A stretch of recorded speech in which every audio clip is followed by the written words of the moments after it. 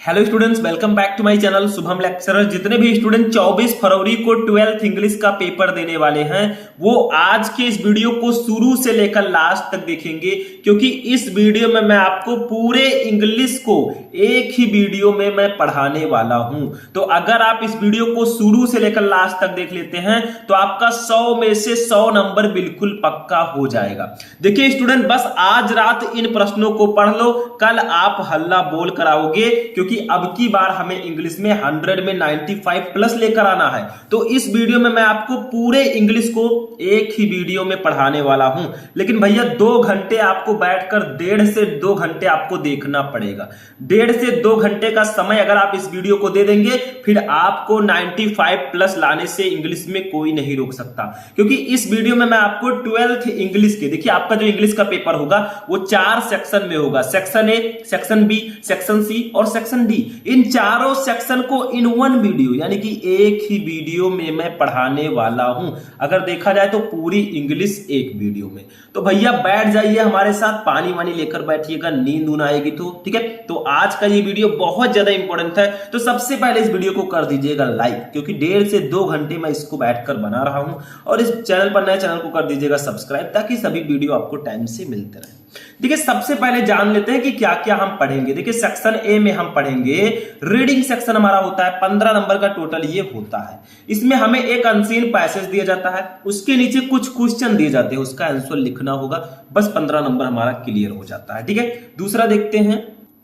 इसके बाद देखिए हमारा रहता है सेक्शन बी, राइटिंग सेक्शन। इसमें क्या होता है, हमें आर्टिकल लिखना होता है और लेटर लिखना होता है। ये 20 नंबर का राइटिंग सेक्शन होता है, जिसमें से 10 नंबर का आर्टिकल होगा और 10 नंबर का लेटर होगा। कैसे आपको लिखना है, कौन कौन से आर्टिकल इंपॉर्टेंट है जो आपको पढ़कर जाना है, कौन कौन से लेटर इंपॉर्टेंट है, सब कुछ मैं आगे आपको बताऊंगा। ठीक है, धैर्य रखिएगा, थोड़ा धैर्य रखेंगे तभी काम बनेगा। ठीक है, आगे देखिए section C, grammar and translation. ये होता है 25 नंबर का, पूरे 25 नंबर का हमारा ग्रामर होता है। इसमें क्या क्या रहेगा हम पढ़ेंगे।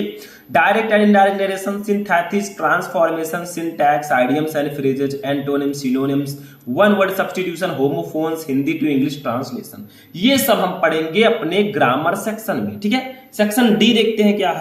अब देखिए जो सबसे ज्यादा नंबर का सेक्शन होता है सेक्शन डी, 40 नंबर का ये रहेगा। देखिए इसमें प्रोज, पोएट्री और सप्लीमेंट्री के क्वेश्चन रहेंगे। प्रोज में आपसे क्या आएगा जो हम इस वीडियो में पढ़ेंगे, 2 शॉर्ट आंसर टाइप क्वेश्चन और 1 लॉन्ग क्वेश्चन। टोटल 15 नंबर का प्रोज हमारा होगा, 8 नंबर का short answer type question, 7 number का लॉन्ग क्वेश्चन। ठीक है, पोएट्री आता है, पोएट्री टोटल आपका 10 नंबर का रहेगा, 6 नंबर का स्टैंजा और 4 नंबर का सेंट्रल आइडिया। उसके बाद सप्लीमेंट्री आता है, टोटल 15 नंबर का, इसमें जो 8 नंबर का आपका रहेगा शॉर्ट आंसर और 7 नंबर का लॉन्ग क्वेश्चन। यानी कि टोटल आपका 100 नंबर का पेपर पूरा मैं इस वीडियो में पढ़ाऊंगा। तो चलिए स्टार्ट करते हैं। सबसे पहले हम क्या पढ़ेंगे बताइए। सबसे पहले हम पढ़ेंगे सेक्शन ए को। ठीक है, सेक्शन ए आपका है रीडिंग, इसमें सबसे पहले अनसीन पैसेज को पढ़ेंगे। तो चलिए स्टार्ट करते हैं वीडियो।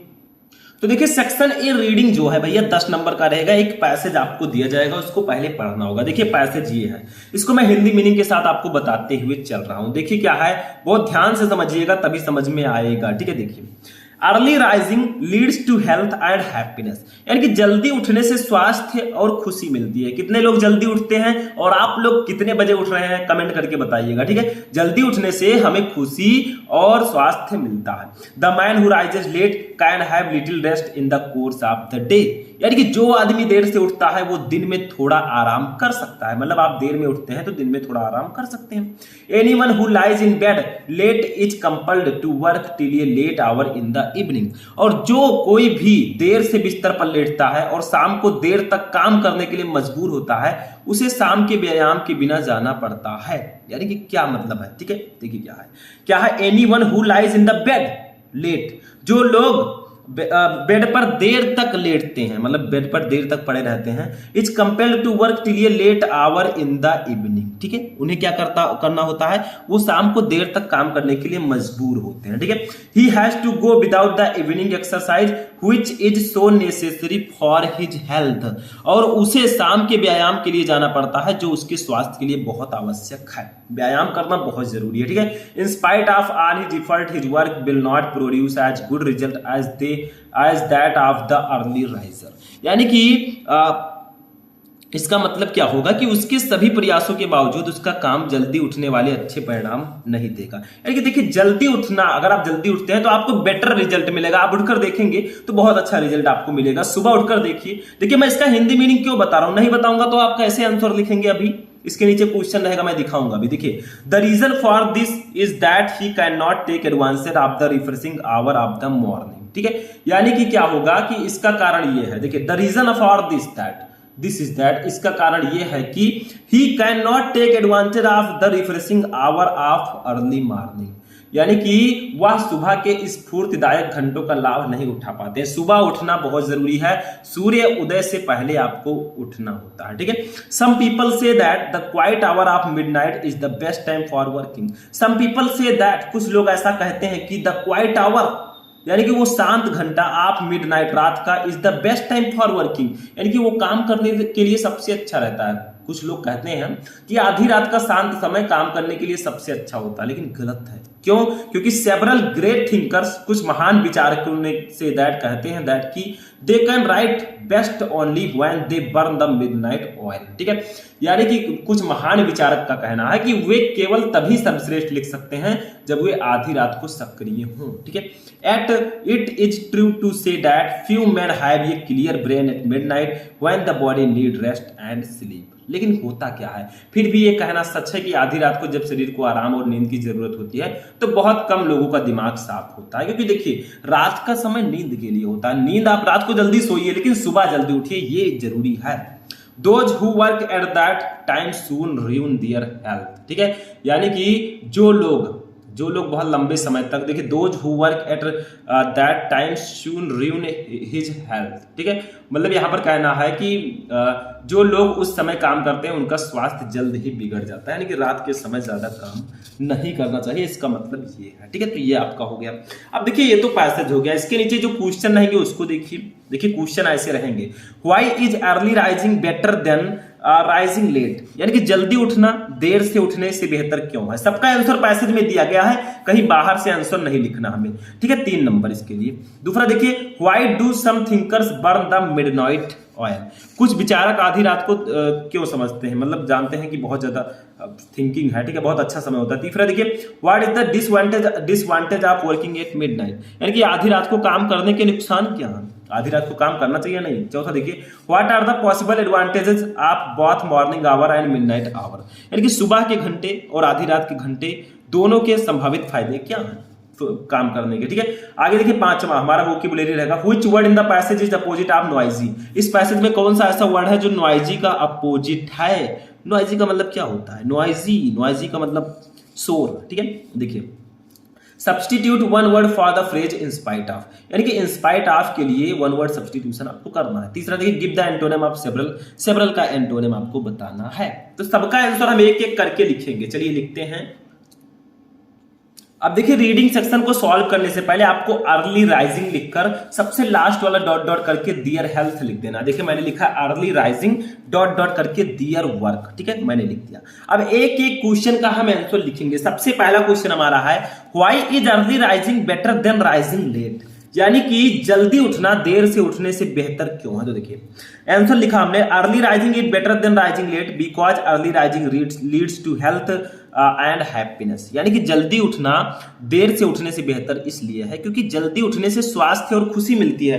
देखिए, सब लिखा है यहाँ पर, मुझे कुछ बताने की जरूरत नहीं। देखिए, early rising leads to health and happiness. ठीक है, बस यही आपको लिख देना है, कुछ है नहीं।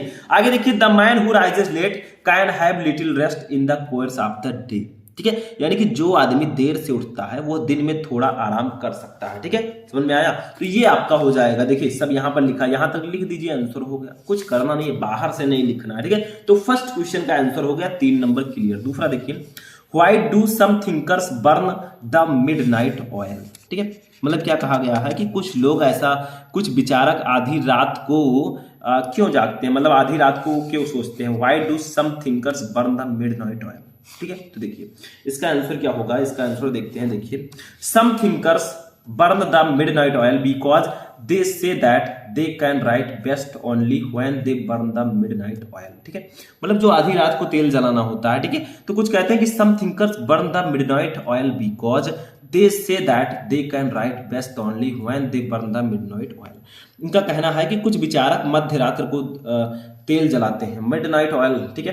क्या होता है, they say that they can write best only when they burn the midnight oil, ठीक है। तो उन्हें थोड़ा जो है आराम मिलता है, मतलब उसको सबसे अच्छा लिखने का समय जो है वो मानते हैं मध्य रात्र को, वे मध्य रात्र को सबसे सर्वश्रेष्ठ लिख सकते हैं, ठीक है, आधी रात को काम करने, ठीक है। नेक्स्ट क्वेश्चन देखिए, तीसरा क्वेश्चन क्या है, what is the disadvantage of working at midnight. Disadvantage का मतलब होता है नुकसान।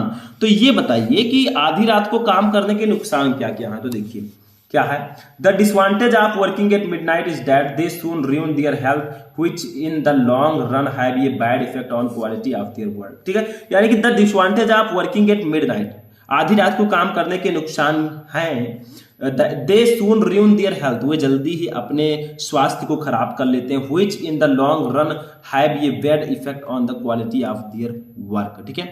और उनके जो लंबे समय में उनके काम की गुणवत्ता है उस पर भी बुरा असर पड़ता है। तो उनका कहना है कि आधी रात्रि को काम करने के नुकसान यह है कि वे जल्दी ही अपने स्वास्थ्य खराब कर लेते हैं। जो आधी रात को काम करेगा भैया उसका स्वास्थ्य खराब होगा और लंबे समय में उनके काम की गुणवत्ता पर भी बुरा प्रभाव पड़ेगा, यानी कि लॉन्ग टाइम तक वो काम नहीं कर पाएंगे, उस पर भी इफेक्ट पड़ेगा, ठीक है। देखिए थोड़ा सा बड़ा मैंने यहाँ पर ले लिया है, ठीक है, तो ये आपका क्वेश्चन हो जाएगा। नेक्स्ट देखते हैं, देखिए इन सबका आंसर आपको इसी में दिया गया है, कुछ देखने की जरूरत नहीं। देखिए क्या है, ये दिया गया, those who work at the time soon ruin their health, ठीक है, मतलब वो अपना जो देर तक काम करते हैं वो अपना स्वास्थ्य बिगाड़ लेते हैं, ठीक है। आगे देखते हैं, अब देखिए चौथा क्वेश्चन देखिए, what are the possible advantage of both morning hour and midnight hour. यानी कि कहा जा रहा है कि सुबह के घंटे और आधी रात के घंटे दोनों के संभावित फायदे क्या हैं, यानी कि दोनों में काम करने के संभावित फायदे क्या हैं। तो देखिए यहां पर दिया गया है, the possible advantages of morning hours is that, यानी कि जो सुबह का समय होता है, ठीक है,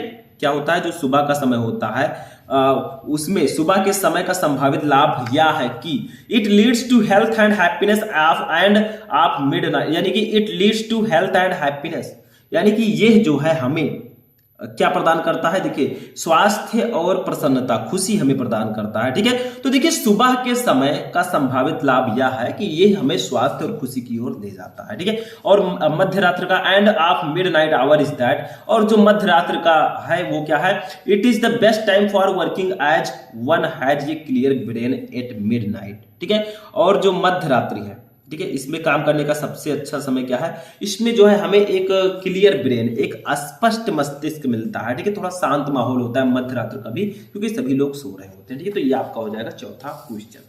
पांचवा देखिए हमारा क्या है, which word in the passage is opposite of noisy. इस पैसेज में नॉइजी का अपोजिट वर्ड कौन सा है। तो नॉइजी का देखिए quite is the opposite of noisy. देखिए नॉइजी का मतलब होता है शोर, क्वाइट का मतलब होता है शांत। तो इस पैसेज में हमारे क्वाइट है कहीं, देखिए क्वाइट होगा जरूर से, ठीक है, क्वाइट दिया गया है तो क्वाइट होगा। तो इसमें सब कुछ है, क्वाइट भी होगा कहीं ना कहीं, ठीक है। तो आप ढूंढ लीजिएगा, ये देखिए क्वाइट, ठीक है। तो ये जो है नॉइजी का अपोजिट है, ठीक है। ऐसे दूसरा देखिए, दूसरा है substitute one word for the phrase in spite of. तो देखिए despite is the one word substitution for the phrase in spite of, ये डिस्पाइट जो है इसका वन वर्ड सब्स्टिट्यूशन है, ठीक है। ऐसे तीसरा देखिए, give the antonym of several. Several का एंटोनिम क्या होगा, तो none is the antonym of several. Several का मतलब होता है कुछ, ठीक है, सेवरल का मतलब होता है कुछ, तो इसका क्या हो जाएगा, या कई, सेवरल का मतलब होता है कई, ठीक है। तो इसका नन हो जाएगा, नन इसका एंटोनिम होगा, नन का मतलब कुछ नहीं, ठीक है। तो ये आपका एंटोनिम हो जाएगा। तो इसमें थोड़ा समझना होगा। अब देखिए ये कॉपी है, कॉपी में मैं बता रहा हूं आपको, तो पेपर में जाकर लिखना है, तो वहां पर आप बहुत आसानी से लिख देंगे, ठीक है। तो ये आपका होगा अनसीन पैसेज, 15 नंबर क्लियर, ठीक है। चलिए आगे देखते हैं नेक्स्ट टॉपिक। अब देखिए सेक्शन बी जो हमारा है ये राइटिंग सेक्शन है, टोटल 20 नंबर का रहेगा। 10 नंबर पहले आर्टिकल हम पढ़ेंगे। आर्टिकल में मैं इसमें एक दूसरा आर्टिकल लेकर आया हूं, जेंडर डिस्क्रिमिनेशन इन सोसाइटी, यानी कि समाज में लैंगिक भेदभाव। लैंगिक भेदभाव हमारे यहाँ है कि जो लड़कियां होती हैं उनको क्या किया जाता है, नहीं पढ़ाया जाता, उनको नहीं, अब तो पढ़ाने लगे सब लोग अच्छे से, लेकिन पहले ऐसा होता था। लैंगिक भेदभाव है अभी भी, बहुत सारे लोग केवल लड़के चाहते हैं, ठीक है, लड़कियां नहीं चाहते। तो लड़कियां नहीं रहेंगी भैया तो कहाँ से लाओगे, मतलब कहाँ से बच्चे होंगे, कहाँ से औरतें आएंगी, कि शादी कैसे होगी किसी की, ठीक है। तो जेंडर डिस्क्रिमिनेशन इन सोसाइटी, समाज में लैंगिक भेदभाव, इस पर मैं एक आर्टिकल लिखूंगा अभी, आप लोग देखते चलिए। 2-3 पैराग्राफ्स में आर्टिकल लिखना। देखिए, in Indian civilisation the child is believed to be a gift of God, ठीक है। To be nurtured with love, care and affection, not only within the family but also within society as a whole. ठीक है, यानी कि इन Indian civilisation, हमारे भारतीय सभ्यता में the child is believed to be a gift of God, यानी कि बच्चे को ना केवल इसको क्या माना गया है, भगवान का एक उपहार माना गया है, to be nurtured with love.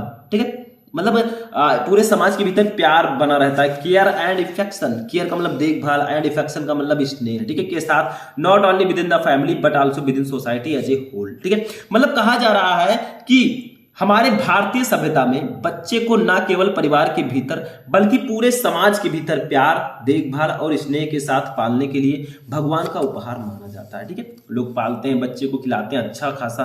ठीक है, आगे देखिए, द सन प्रीफरेंस और the privileging of sons over daughters in accordance to ये patriarchal system is a well known phenomena in India. ठीक है, मतलब क्या कहा जा रहा है, देखिए, द सन प्रीफरेंस और द प्राइविलेजिंग ऑफ सन्स, मतलब क्या होगा, जो पितृ सत्तात्मक व्यवस्था के अनुसार, ठीक है, जो पुत्र है उसको ज्यादा वरीयता दिया जाता है। ठीक है, ओवर डॉटर, एक डॉटर की तुलना में पुत्र को ज्यादा वरीयता दिया जाता है कि हाँ मेरा लड़का हुआ है भैया, लड़की नहीं। ठीक है, ज्यादा वरीयता दिया जाता है क्योंकि हम लैंगिक भेदभाव के बारे में पढ़े, इन अकॉर्डेंस टू ये पैट्रियर्कल सिस्टम, यानी कि हमारे जो है विशेषाधिकार भारत में एक प्रसिद्ध घटना है, a well known phenomena in India, हमारे भारत में एक प्रसिद्ध घटना है। तो पितृ सत्तात्मक व्यवस्था के अनुसार पुत्र वरीयता या पुत्रों पर पुत्रियों पर पुत्री का विशेषाधिकार भारत में एक प्रसिद्ध घटना है, क्योंकि बहुत सारे लोग कहते हैं भैया बेटी हुई है तो बेटी को बचाओ, बेटी को पढ़ाओ। ठीक है, ये जरूरी है क्योंकि बेटियां भी बहुत आगे हैं, बेटियां। ठीक है, आगे देखिए, sons are lauded as a blessing boon carrier of the family, in as they earn income and insurance to family, they are caretakers of the parents during old age. ठीक है, मतलब क्या कहा जा रहा है, देखिए ध्यान दीजिए, सन्स आर लाउडेड ए ब्लेसिंग। ठीक है, यानी कि क्या होता है, हमारे यहाँ क्या होता है, बेटों को आशीर्वाद, ठीक है, बून अभिशाप मतलब वरदान, आशीर्वाद वरदान। ठीक है, career of the family lineage, ठीक है, मतलब वंश के वाहक के रूप में सराहा जाता है। बच्चों को कहा जाता है, लड़कों को, कि भैया ये हमारे वंश हैं, वंशज हैं आगे के। ठीक है, यही हमारा परिवार चलाएंगे। They earn income and an insurance to the family, वो क्या करते हैं, वो आय अर्जित करते हैं और परिवार के लिए एक बीमा, मतलब वो आय अर्जित करते हैं। बच्चे जो होते हैं, ऐसा माना जाता है कि लड़के जो हैं वो आय कमाते हैं, पैसे कमाते हैं और आगे अपने माता पिता के बुढ़ापे में क्या करते हैं, सेवा करते हैं। They earn income and insurance to the family, they are caretakers of parents during old age, और ऐसा माना जाता है कि वे जो हैं बुढ़ापे में अपने माता पिता के का ख्याल रखते हैं। तो क्या है कि वरदान, बेटों को आशीर्वाद वरदान वंश के वाहक के रूप में सराहा जाता है। वे आय अर्जित करते हैं, मतलब पैसे कमाते हैं और परिवार के लिए एक बीमा करवाते हैं। वे बुढ़ापे के दौरान माता पिता की देखभाल करने वाले होते हैं, ऐसा माना जाता है। ठीक है, मतलब होते भी हैं, कोई कहने वाली बातें नहीं है। ठीक है, ये family without a son is, यानी कि ए फैमिली, एक परिवार विदाउट ए सन, बिना किसी पुत्र के, डीम्ड इनकम्प्लीट, वो अपूर्ण दिखती है, एंड ए सोशल एम्बैरेसमेंट। ठीक है, यानी कि क्या कहा जा रहा है कि पुत्र विहीन परिवार होता है वो अधूरा समझा जाता है और सामाजिक शर्मिंदगी भी उसमें देखी जाती है कि भैया पुत्र नहीं है इनके पास। ठीक है, मतलब बहुत सारे लोग सोचते हैं कि पुत्र होगा तभी इनका वंश आगे बढ़ पाएगा। ठीक है, तो वो होता है। आगे देखिए, Contrary to this, women are pinpointed as a curse and burden. Raising the daughter is a waste of time and money and useless in terms of family lineage. यानी कि contrary to this, ठीक है, इसके विपरीत क्या होता है,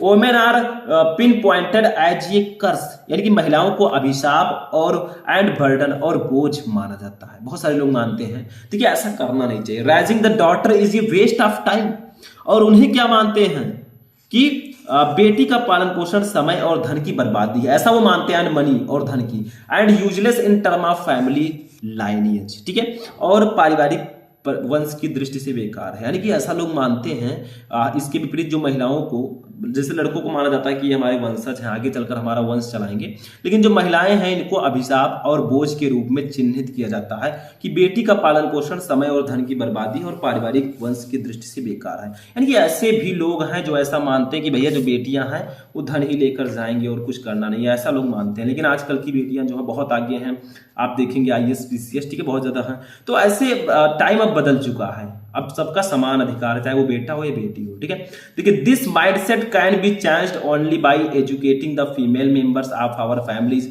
मोर and empowering them to take their own decision regarding education, career and marriage. ठीक है, मतलब this mindset can be change, इस मानसिकता को केवल कौन बदल सकता है? Only by educating the female, यानी कि हम महिलाओं को एजुकेट करके मेंबर्स ऑफ आवर फैमिलीज, अपने फैमिली के, more and empowering them to take their decision regarding education, यानी कि सदस्यों को अधिक शिक्षित करके और उन्हें शिक्षा, करियर और शादी के बारे में अपने निर्णय को लेने में सशक्त बनाकर ही बदला जा सकता है। यानी कि जो ये मानसिकता है कि जो लड़के हैं वो यूजफुल हैं, लड़कियां यूजफुल नहीं है, तो इस मानसिकता को केवल हमारे परिवार की महिला सदस्यों और अधिक शिक्षित जो करके उन्हें शिक्षा, करियर और शादी के बारे में अपने निर्णय लेने के सशक्त बनाकर ही बदला जा सकता है। यानी कि जो लड़कियां हैं उनको शिक्षित होना होगा, उनको आगे बढ़ना होगा और अपनी जिंदगी का फैसला खुद ही उन्हें करना होगा। ठीक है, this will result in a more egalitarian society in the long run. ठीक है, यानी कि इससे दीर्घ काल में अधिक समता मूलक समाज का निर्माण होगा। ठीक है, तो यही अगर मानसिकता बदल गई तो ये समाज बहुत आगे चला जाएगा, क्योंकि लड़कियां जो है उन्हें शिक्षित होना होगा, खुद लड़ना होगा उन्हें। अगर वो शिक्षित हैं, कहीं उनको नौकरी मिल गई तो बहुत सारे लोग आएंगे कि भैया हमारी शादी कर लो, 1 भी रुपया दहेज नहीं चाहिए। ठीक है, मतलब आपको शिक्षित होना होगा, खुद सामने खड़ा होना होगा, तभी आप अपने माता पिता आपके समझेंगे कि हमारी बेटी बोझ नहीं है। ठीक है, क्योंकि बहुत सारे लोग नहीं सोचते, कुछ लोगों की मैं बात कर रहा हूं जो सोचते हैं, लेकिन ऐसा नहीं सोचना चाहिए। आप लोग वो करके दिखाइए जो कोई नहीं कर सकता। ठीक है, हो गया। तो ये आपका जेंडर डिस्क्रिमिनेशन इन सोसाइटी, यानी कि हमारे समाज में जो लैंगिक भेदभाव है उस पर एक मैंने आर्टिकल लिखने का प्रयास किया। इस वीडियो को बनाने का पर्पस ये है कि आप लोग आर्टिकल कैसे लिखें। देखिए मैंने यहाँ तक एक पैसेज लिखा, फिर यहाँ तक मैंने एक पैसेज लिखा, देखिए, और फिर ऐसे 2-3 पैसेजेस में इसको आपको लिखना होता है। ठीक है, तो ये भी हो गया। चलिए अब नेक्स्ट टॉपिक देखते हैं, लेटर राइटिंग। अब देखिए नेक्स्ट हमारा है लेटर राइटिंग। ये भी 10 नंबर का आता है। कैसे लिखेंगे लेटर, देखिए, write a letter to the police commissioner of the district complaining against the practice. ठीक है, यानी कि क्या करना है आपको, write a letter to the police commissioner, आपको पुलिस कमिश्नर को लेटर लिखना ऑफ द डिस्ट्रिक्ट, अपने जिले के, कंप्लेनिंग अगेंस्ट द प्रैक्टिस, यानी कि प्रैक्टिस के खिलाफ शिकायत करने के लिए। ठीक है, तो आपको क्या करना है, प्रथा के विरुद्ध शिकायत करने के लिए जिले के पुलिस को एक पत्र लिखना है। ठीक है, पुलिस कमिश्नर को। यू आर रोहन रोहिणी, आप साकीनाका मुंबई, आप रोहन रोहिणी हैं, कहाँ के, साकीनाका मुंबई। मतलब नाम दिया गया तो हम नाम लिख सकते हैं, लेकिन नाम नहीं दिया जाएगा। ठीक है, आपको इतना ही दिया जाएगा, नाम वाम नहीं लिखना। ठीक है, तो मैंने लिखा, देखिए पहले आप ये लिखिए भैया कि आप पत्र कहाँ लिख रहे हैं, फिर उसके बाद लिखना है किसके पास लिख रहे हैं, फिर आपको लिखना है किस सब्जेक्ट पर लिख रहे हैं। ठीक है, तो देखिए हम लिख रहे हैं MIG फ्लैट साकीनाका मुंबई। ठीक है, 10 जून 2000 को हम लिख रहे हैं। ठीक है, डैट से कोई मतलब नहीं, डैट आप कुछ भी डाल सकते हैं।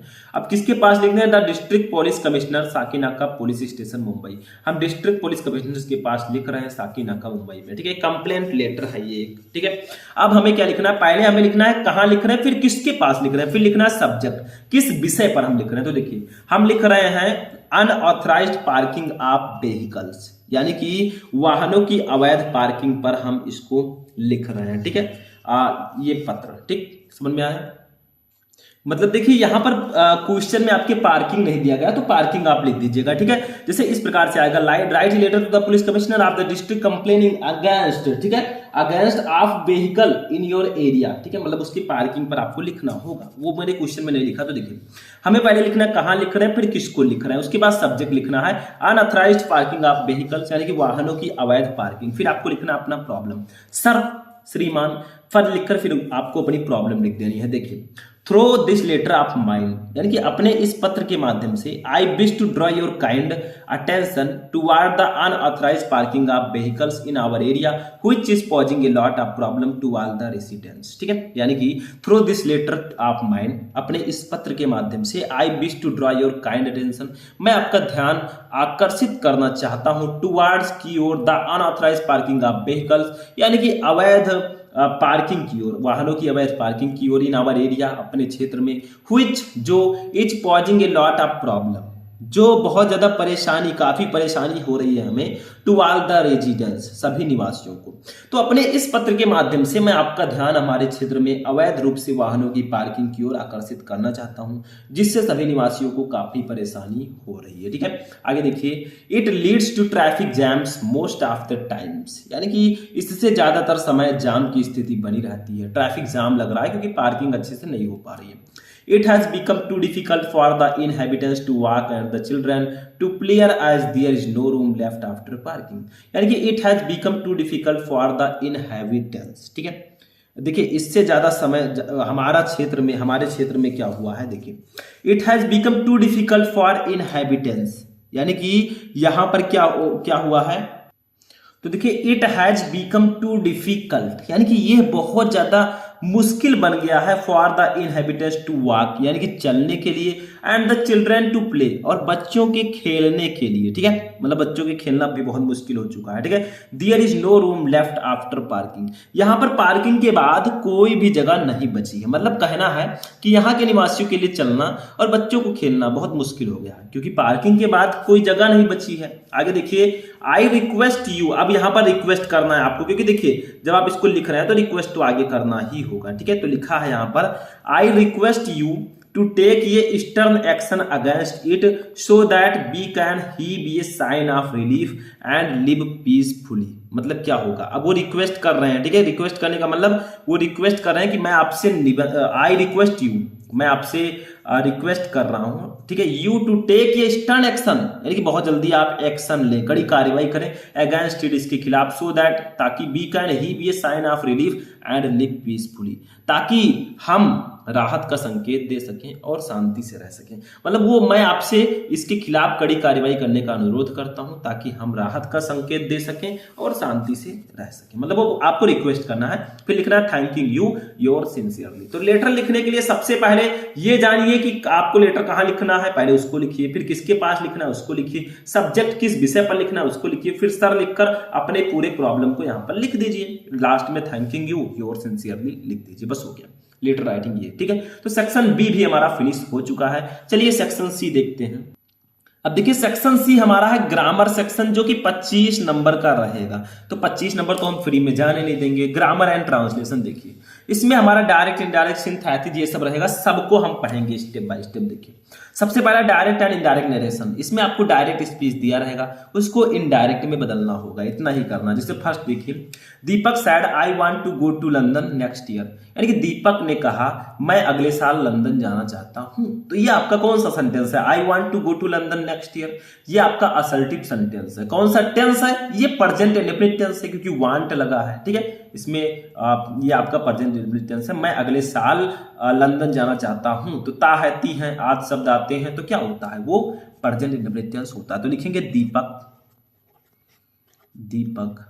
ठीक है, अब देखिए यहां पर ध्यान दीजिए, Deepak said I want to go to London next year, Deepak ने कहा मैं अगले साल लंदन जाना चाहता हूं। तो किससे कहा, दीपक ने मुझसे कहा। देखिए आई है, ठीक है, तो ये आपका हो जाएगा दीपक सैड, या आप ऐसे भी लिख सकते हैं, कोई प्रॉब्लम नहीं है। देखिए यहां पर क्या करेंगे हम लोग, दीपक सैड दैट, सैड दैट। ठीक है, अब लिखेंगे आई है, फर्स्ट पर्सन का प्रोनाउन बदलेगा सब्जेक्ट से, सब्जेक्ट है दीपक, तो यहाँ पर दीपक के लिए हम ही यूज कर देंगे क्योंकि दीपक पुरुष है, इसके लिए हम ही यूज करेंगे सब्जेक्टिव केस। अब देखिए ये प्रेजेंट इंडेफिनिट टेंस है, जब इसको इनडायरेक्ट में बदलेंगे तो ये पास्ट इंडेफिनिट टेंस में कन्वर्ट होगा। तो यहाँ पर ही के बाद वांटेड, क्योंकि पास्ट इंडेफिनिट टेंस में वर्ब का सेकेंड फॉर्म लेते हैं, तो ही वांटेड। ठीक है, to go to London, to London. Next year को हम किस में बदलते हैं, द फॉलोइंग ईयर। अगर नेक्स्ट ईयर है तो द फॉलोइंग ईयर में बदल देंगे, नेक्स्ट की जगह पर फॉलोइंग कर देंगे इनडायरेक्ट में। ठीक है, तो द फॉलोइंग ईयर, बस हो गया। तो इसमें दो बातें ध्यान रखनी है, सबसे पहले ये आपका असर्टिव सेंटेंस है तो दैट लगेगा, उसके बाद ये आपका प्रेजेंट इंडेफिनिट टेंस है, जब इसको इनडायरेक्ट में बदलेंगे तो पास्ट इंडेफिनिट टेंस में कन्वर्ट होगा। और फिर दूसरा देखिए, the saint said to me, saint ने मुझसे कहा may you live long happily, आप लंबे समय तक खुशी से जिए। मतलब उसने हमें आशीर्वाद दिया, उसने हमें विश किया। जैसे हम लोग किसी का बर्थडे है ना तो हम लोग विश करते हैं हैप्पी बर्थडे टू यू, वैसे इसमें भी है। देखिए अब ये आपका कौन सा सेंटेंस है, मे यू लिव लॉन्ग हैप्पीली, आप लंबे समय तक खुशी से जिए। ये आपका है कौन सा सेंटेंस, ये आपका है ऑप्टेटिव सेंटेंस। ठीक है, तो इसमें क्या करेंगे हम लोग, देखिए द सेंट, द सेंट।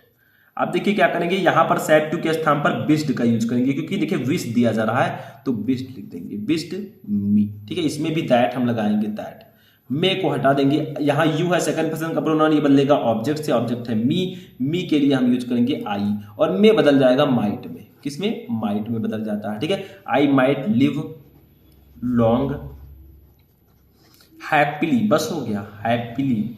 ये हमारा इनडायरेक्ट में बदल चुका है। The saint wished me that I might live long happily. ठीक है, बस हो गया। ये हो गया आपका इनडायरेक्ट स्पीच, सिंपल सा है, हो गया। चलिए नेक्स्ट टॉपिक देखते हैं, एक एक टॉपिक के हम दो दो क्वेश्चन पढ़ेंगे। ठीक है, चलिए आगे बढ़ते हैं। अब देखिए नेक्स्ट टॉपिक हमारा है सिंथेसिस ऑफ सेंटेंसेस। सिंथेसिस का मतलब क्या होता है? दो या दो से अधिक सेंटेंसेस को जोड़कर एक सेंटेंस बनाना, वो भी मीनिंग नहीं बदलना चाहिए। जैसे देखिए, ही वर्कड हार्ड, उसने कठिन परिश्रम किया। ही डिड नॉट सक्सीड, वो सफल नहीं हुआ। तो उसने कठिन परिश्रम किया, ये आपका एक सेंटेंस है। दूसरा है ही डिड नॉट सक्सीड, वो सफल नहीं हुआ है, दूसरा सेंटेंस है। दोनों को जोड़कर एक सेंटेंस बनाना है, वो भी कंपाउंड सेंटेंस। ठीक है, बट आपका मीनिंग नहीं बदलना चाहिए। कैसे बनाएंगे? तो देखिए, दो he worked hard, he worked hard, he did not succeed. ठीक है, तो दो ही वर्कड हार्ड, यद्यपि उसने कठिन परिश्रम किया, ही डिड नॉट सक्सीड, वो सफल नहीं हुआ। तो यद्यपि उसने कठिन परिश्रम किया, वो सफल नहीं हुआ। बस हो गया, ये आपका कंपाउंड में बदल चुका है। नेक्स्ट देखिए दूसरा, मयूरी फ्लेड अवे, मयूरी भाग गई। She had seen a cat, उसने एक बिल्ली को देखा। ठीक है, देख लिया था। तो मयूरी भाग गई, उसने एक बिल्ली को देख लिया था। इसको कॉम्प्लेक्स सेंटेंस में बनाना है, तो कुछ नहीं करना। देखिए क्या लिखेंगे, मयूरी फ्लेड अवे, बीच में लगा देंगे हम बिकॉज, क्योंकि बिकॉज का मतलब होता है क्योंकि। ठीक है, तो because she had seen a cat. ठीक है, तो Mayuri fled away because she had seen a cat, यानी कि मयूरी भाग गई क्योंकि उसने एक बिल्ली को देख लिया था। बस हो गया, समझ में आ गया। अब आते हैं ट्रांसफॉर्मेशन पर। देखिए एक एक को मैं बता रहा हूं, काफी लॉन्ग वीडियो है, ध्यान से देखिएगा। अभी आगे भी बहुत सारे टॉपिक्स हम पढ़ेंगे। देखिए ट्रांसफॉर्मेशन में क्या है, देखिए he did not fail to join party, यानी कि वो पार्टी को ज्वाइन करने में असफल नहीं हुआ, मतलब वो पार्टी में शामिल होने से नहीं चूका। ठीक है, इसको बदलना है अफर्मेटिव सेंटेंस में। तो ट्रांसफॉर्म तो आप इसको अफर्मेटिव सेंटेंस में कर देंगे, लेकिन मीनिंग नहीं बदलना चाहिए। जो ऊपर है वही नीचे भी रहना चाहिए। तो वो पार्टी में शामिल होने से नहीं चूका, तो हम लिख देंगे अफर्मेटिव में ही ज्वाइंड द पार्टी। बस हो गया, ही ज्वाइंड द पार्टी, यानी कि वो पार्टी में शामिल हुआ। बस हो गया। ऊपर क्या था, वह पार्टी में शामिल होने से नहीं चूका। नीचे क्या है, वह पार्टी में शामिल हुआ। मतलब दोनों का मीनिंग सेम है। ऊपर था वह पार्टी में शामिल होने से नहीं चूका, इसका मतलब क्या है, वो पार्टी में शामिल हो गया। ठीक है, तो ही ज्वाइन द पार्टी, बस ये हो गया अफर्मेटिव में। ठीक है, चलिए नेक्स्ट देखते हैं क्वेश्चन। अब देखिए नेक्स्ट क्वेश्चन हमारा है, ये बहुत ध्यान से समझिएगा। देखिए, no other metal is as useful as iron, यानी कि कोई दूसरा मेटल इतना ज्यादा यूजफुल नहीं है जितना कि आयरन, यानी कि आयरन के जैसा कोई दूसरा, आयरन के इतना लाभदायक यूजफुल कोई दूसरा मेटल नहीं है, क्योंकि आयरन से बहुत सारी चीजें बनती हैं। ठीक है, इसको बदलना सुपरलेटिव डिग्री में, ये आपका पॉजिटिव डिग्री में। तो लिखेंगे आयरन, पहले आयरन लिखेंगे, iron is the most useful. ठीक है, मोस्ट यूजफुल मेटल, ठीक है। तो iron is the most useful metal, यानी कि आयरन जो है सबसे ज्यादा यूजफुल मेटल है, धातु है। ठीक है, तो यहां पर आपका ये पॉजिटिव डिग्री में था, no other metal is as useful as iron, यानी कि कोई भी दूसरा मेटल इतना ज्यादा लाभदायक नहीं है जितना कि आयरन। तो हमने लिख दिया iron is the most useful metal, यानी कि आयरन सबसे ज्यादा लाभदायक मेटल है, धातु है। ठीक है, तो ये आपका हो जाएगा ट्रांसफॉर्मेशन। नेक्स्ट टॉपिक देखिए, ये हमारा सिंटैक्स। सिंटैक्स का मतलब क्या होता है, देखिए सिंटैक्स का मतलब होता है करेक्शन ऑफ सेंटेंसेज, यानी कि आपको सेंटेंस दिया जाएगा, उसमें गलतियां रहेंगी, उसको सही करना होगा, यही होता है सिंटैक्स। ठीक है, जैसे देखिए सबसे पहला हमारा है ही नॉक्ड ऑन द डोर, यानी कि उसने दरवाजा खटखटाया। ठीक है, इसमें गलती क्या है देखिए। सबसे पहले ये देखिए कि नॉक्ड के साथ हमेशा हम एट लगाते हैं, ऑन का यूज नहीं करते, यही गलती है। ठीक है, तो लिखेंगे ही नॉक्ड एट द डोर। ठीक है, यानी कि उसने दरवाजा खटखटाया। ठीक है, तो नॉक के साथ हम एट का यूज करते हैं, नॉक के साथ हम ऑन का यूज नहीं करते। ऐसे दूसरा देखिए क्या है, Kalidas is a Shakespeare of India, यानी कि कालिदास भारत के शेक्सपियर हैं। ठीक है, तो इसमें गलती क्या है देखिए, लिखेंगे कालिदास इज, ए नहीं लगाएंगे, देखिए शेक्सपियर के आगे दा लिखेंगे, तो Kalidas is the Shakespeare of India. ठीक है, तो Kalidas is the Shakespeare of India, यानी कि कालिदास भारत के शेक्सपियर हैं। शेक्सपियर किसको कहा जाता है, जो इंग्लिश के जनक हैं। ठीक है, उनको हम शेक्सपियर कहते हैं। तो कालिदास जी हमारे लिए शेक्सपियर के समान है। नेक्स्ट देखिए, नेक्स्ट टॉपिक है आइडियम्स एंड फ्रेजेस। इसमें क्या होता है, मतलब आपको क्वेश्चन दिया रहेगा, उसका मीनिंग लिखकर उसको सेंटेंस में यूज करना होगा। जैसे देखिए फर्स्ट है ए bosom friend. Idioms and phrases इसको इंग्लिश में बोलते हैं मुहावरे एवं लोकोक्तियां, जैसे हम हिंदी व्याकरण में पढ़ते थे ना, वैसे इसमें इंग्लिश में रहेगा। तो ए बॉजम फ्रेंड इसका मतलब होता है घनिष्ठ मित्र, इसको इंग्लिश में हम लिखेंगे इंटीमेट फ्रेंड। ठीक है, ये ए बॉसम फ्रेंड का मीनिंग होगा। ठीक है, अब देखिए जैसे हम इसका सेंटेंस में यूज कर देंगे ताकि ये क्लियर हो सके, ये क्वेश्चन आपका सेंटेंस में आना चाहिए तभी वो सेंटेंस सही होगा। ठीक है, तो हम लिख देते हैं यहां पर Satish is my bosom friend. ठीक है, यानी कि सतीश मेरा घनिष्ठ मित्र है। घनिष्ठ का मतलब बहुत अच्छा मित्र है। ठीक है, तो ये बॉसम फ्रेंड का मतलब होता है इंटीमेट फ्रेंड, यानी कि घनिष्ठ मित्र। तो Satish is my bosom friend. ठीक है, ऐसे दूसरा देखिए, फर्स्ट वाला हमारा हो गया। दूसरा हमारा है गेट रिड ऑफ, इसका मतलब होता है छुटकारा पाना। गेट रिड का ऑफ का मतलब होता है छुटकारा पाना किसी चीज से। तो इसका हम इंग्लिश में मीनिंग लिखेंगे बी फ्री फ्रॉम। ठीक है, गेट रिड ऑफ का मतलब होगा बी फ्री फ्रॉम। तो इसका सेंटेंस में यूज कैसे करेंगे देखिए, वी शुड। देखिए सेंटेंस में आप कोई भी सेंटेंस लिख सकते हैं, बट जो क्वेश्चन है वो आपका सेंटेंस में आना चाहिए। We should get rid of our bad habits. ठीक है, यानी कि we should get rid of our bad habits, हमें अपने बुरी आदतों से छुटकारा पाना चाहिए। ठीक है, तो इसका मतलब जो आपका क्वेश्चन है गेट रिड ऑफ, वो अगर इस वाक्य में आ चुका है तो ये आपका सेंटेंस बिल्कुल राइट होगा। ठीक है, तो गेट रिड ऑफ का मतलब होता है बी फ्री फ्रॉम, यानी कि छुटकारा पाना। तो we should get rid of our bad habits, हमें अपने बुरी आदतों से छुटकारा पाना चाहिए। नेक्स्ट टॉपिक देखिए एंटोनिम्स। एंटोनिम्स का मतलब क्या होता है, विपरीतार्थक शब्द। मैंने पहले ही बताया था कि इसमें जो वर्ड है उसका आपको एंटोनिम्स लिखना होगा ताकि दोनों के जो मीनिंग्स हैं वो एक दूसरे के विपरीत हो सके। जैसे देखिए फर्स्ट है फॉरेन। फॉरेन का मतलब होता है विदेशी या विदेश। ठीक है, तो इसका एंटोनिम क्या हो जाएगा, नेटिव। नेटिव का मतलब होता है देशी। तो फॉरेन का मतलब विदेशी, नेटिव का मतलब देशी, तो ये एक दूसरे के एंटोनिम्स होंगे। देखिए हिंदी में बता रहा हूं, आप लोग लिख लीजिएगा। नेक्स्ट है सैक्रेड। सैक्रेड का मतलब होता है पवित्र, कोई चीज पवित्र हो, तो इसका हो जाएगा प्रोफ्यून। प्रोफ्यून का मतलब भी होता है पवित्र, या फिर आप लिख सकते, सॉरी अपवित्र होता है। और अनहोली, अनहोली का मतलब भी होता है अपवित्र। तो देखिए सैक्रेड का मतलब पवित्र, कोई भी चीज बहुत ज्यादा पवित्र है, तो प्रोफ्यून और अनहोली का मतलब होगा अपवित्र, जो पवित्र ना हो। ठीक है, तो दैट्स द सिनोनिम्स, ये दोनों एंटोनिम्स होंगे, सॉरी एंटोनिम्स। ठीक है, ऐसे सिनोनिम्स क्या होता है देखिए।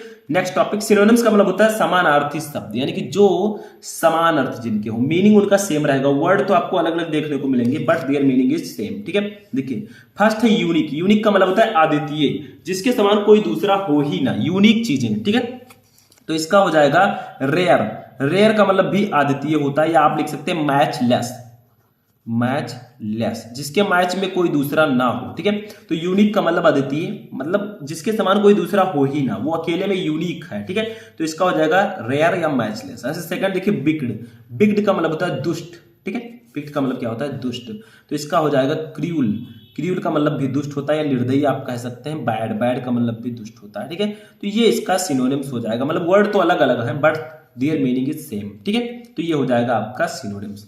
एक टॉपिक हमारा जो है वन वर्ड सब्स्टिट्यूशन। ये क्या होता है, इसका मतलब होता है कि अनेक शब्दों के लिए एक शब्द, जैसे हम इंग्लिश हिंदी व्याकरण में पढ़ते थे, तो फिर देखिए वन वर्ड सब्स्टिट्यूशन। देखिए a place where experiments are carried out, यानी कि ऐसी जगह जहां पर प्रयोग किए जाते हैं, एक्सपेरिमेंट्स किए जाते हैं, उसको हम क्या कहेंगे एक वर्ड में, ठीक है। तो उसको हम लोग बोलते हैं, जहां पर एक्सपेरिमेंट किया जाता है उसको हम लोग लेबोरेटरी बोलते हैं।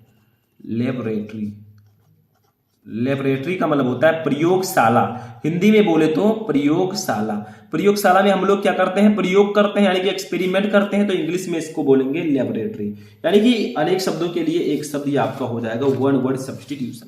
ऐसे दूसरा देखिए which can be seen through, जिसके आर पार देखा जा सके, उसको हम लोग क्या बोलेंगे, इसको बोलते हैं ट्रांसपैरेंट। क्या बोलते हैं, ट्रांसपैरेंट, ठीक है। जिसके आर पार देखा जा सके उसको हम लोग बोलते हैं ट्रांसपैरेंट। अगर इंग्लिश में बोले, हिंदी में बोले तो पारदर्शी, ठीक है। क्या बोलेंगे इसको, पारदर्शी। सुना होगा आप लोगों ने, पारदर्शी का मतलब जिसके आर पार हम देख सकें, ठीक है। तो which can be seen through, जिससे होकर हम देख सके, जिसके आर पार हम देख सकें, दैट्स अ ट्रांसपैरेंट, ठीक। नेक्स्ट देखिए, नेक्स्ट टॉपिक हमारा है होमोफोन्स। ये क्या होता है, होमोफोन्स क्या होगा, जैसे फर्स्ट देखिए क्वेश्चन, डेयरी एंड डायरी, ठीक है। दोनों पढ़ने में लगभग सेम है बट इनका मीनिंग अलग अलग है। आपको करना क्या है, इसका मीनिंग लिखना है और इसको सेंटेंस में यूज करना है ताकि दोनों का मीनिंग क्लियर हो सके, ठीक है, क्योंकि दोनों पढ़ने में सेम है। तो एक डेयरी, डेयरी का मतलब क्या होता है, इसको डेयरी भी हम बोल सकते हैं या दुग्धशाला हिंदी में बोलते हैं, ठीक है।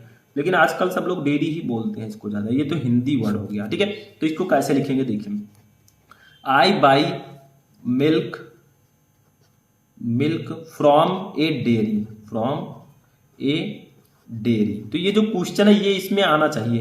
तो I buy milk from a dairy, यानी कि मैंने डेयरी से दूध खरीदा, मैंने एक डेयरी से दूध खरीदा। अच्छा दूसरा डायरी, दोनों पढ़ने में सेम है। डायरी का मतलब क्या होता है, डायरी ही होता है। डायरी तो आप लोगों ने नाम सुना ही होगा। तो देखिए it is good, it is good, it is good to right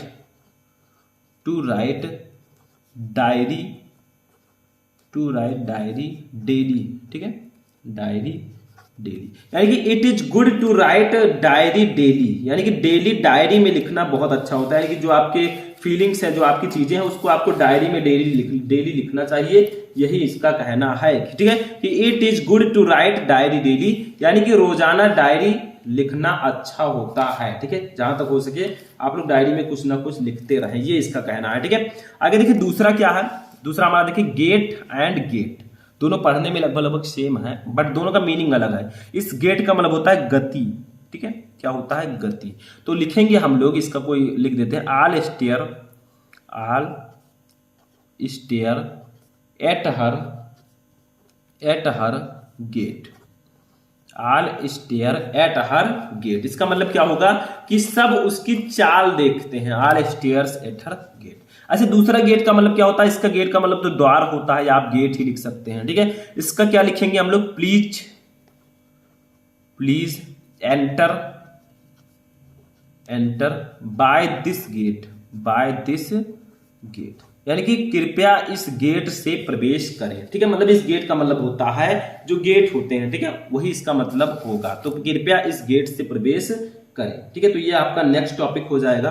अब इसके बाद में हम देखेंगे अपना लास्ट टॉपिक जो कि है हिंदी टू इंग्लिश ट्रांसलेशन, ठीक है। तो ये भी आपका हो गया। अब इसमें जो हमारा सेक्शन सी है, इसमें नेक्स्ट टॉपिक आता है हिंदी टू इंग्लिश ट्रांसलेशन। तो इसके लिए हम क्या करेंगे, देखिए आपको एक ट्रांसलेशन यानी कि एक पैसेज दिया जाएगा हिंदी का, ठीक है, हिंदी टू इंग्लिश ट्रांसलेशन, ये बहुत इंपॉर्टेंट है। और इसको कैसे करेंगे, देखिए पैसेज दिया गया हमें, यमुना नदी के किनारे स्थित आगरा एक पुराना शहर है, प्राचीन साहित्य में इसका उल्लेख मिलता है। यह सुंदर ऐतिहासिक भवनों का नगर है, यहाँ मुगल कालीन अनेक इमारतें हैं। फतेहपुर सीकरी के भवन अकबर ने बनवाए थे, मोती मस्जिद और ताजमहल शाहजहां द्वारा बनवाए गए थे।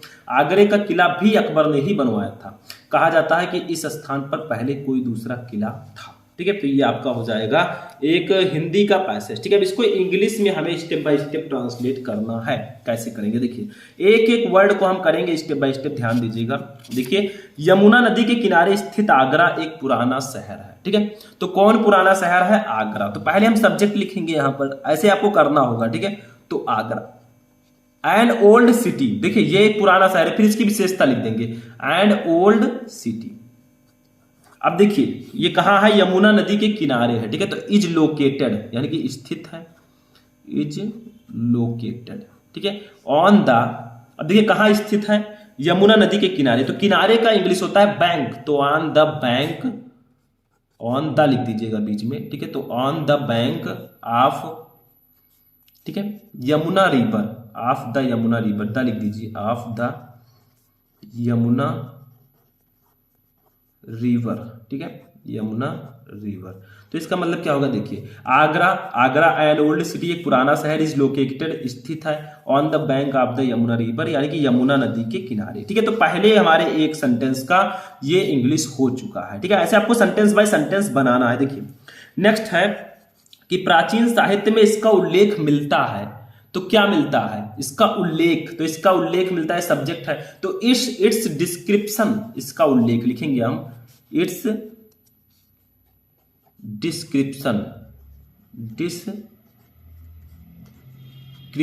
ठीक है, इज अवेलेबल, इज अवेलेबल यानी कि उपस्थित है, इज अवेलेबल, कहाँ स्थित है, देखिए पुराने प्राचीन साहित्य में, प्राचीन साहित्य का इंग्लिश क्या होगा, प्राचीन का मतलब एंशियंट और साहित्य का लिटरेचर, ठीक है। तो इन अवेलेबल इन एंशियंट, एंशियंट का मतलब होता है प्राचीन, ठीक है, एंशियंट लिटरेचर, लिटरेचर, ठीक है। तो it's description is available in ancient literature, यानी कि इसका वर्णन जो है प्राचीन, जो प्राचीन है लिटरेचर है उसमें उपस्थित है, ठीक है, प्राचीन साहित्य है उसमें इसका उल्लेख मिलता है हमें देखने को, ठीक है। जो आगरा है, क्योंकि आगरा का जो ताजमहल है बहुत ज्यादा फेमस है, ठीक है। आगे देखिए क्या है, यहाँ मुगल कालीन अनेक इमारतें हैं, ठीक है। तो कौन है, देखिए मुगल कालीन अनेक इमारतें हैं, ठीक है। तो it is a city of, it, देखिए क्या लिखा है, यहां मुगल, यह सुंदर ऐतिहासिक भवनों का नगर है, पहले इसको कीजिए, यह सुंदर ऐतिहासिक भवनों का नगर है, तो कौन है यह, ठीक है। तो इट इज ये सिटी ऑफ, ठीक है, सुंदर ऐतिहासिक भवन का इंग्लिश क्या होगा, सुंदर का हो जाएगा ब्यूटीफुल, ऐतिहासिक का हिस्टोरिकल, एंड भवन का बिल्डिंग, ठीक है। तो हम इसको लिख देंगे, it is a city of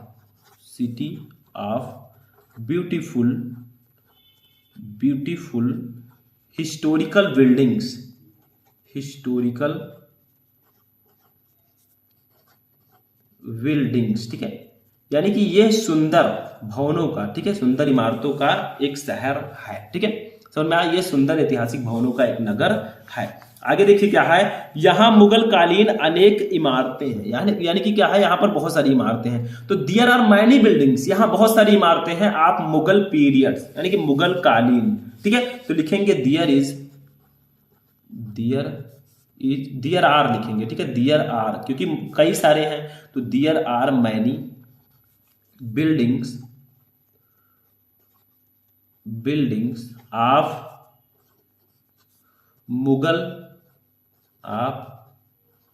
Mughal period, ठीक है, यानी कि मुगल कालीन, जो मुगल का समय था, मुगल कालीन समय था उसकी बात की जा रही है, ठीक है। तो मुगल कालीन, मुगल पीरियड हियर, ठीक है। तो there are many buildings of Mughal period here, यहां पर बहुत सारी मुगल कालीन इमारतें हैं, ठीक है। आगे देखिए, फतेहपुर सीकरी के भवन अकबर ने बनवाए थे, ठीक है।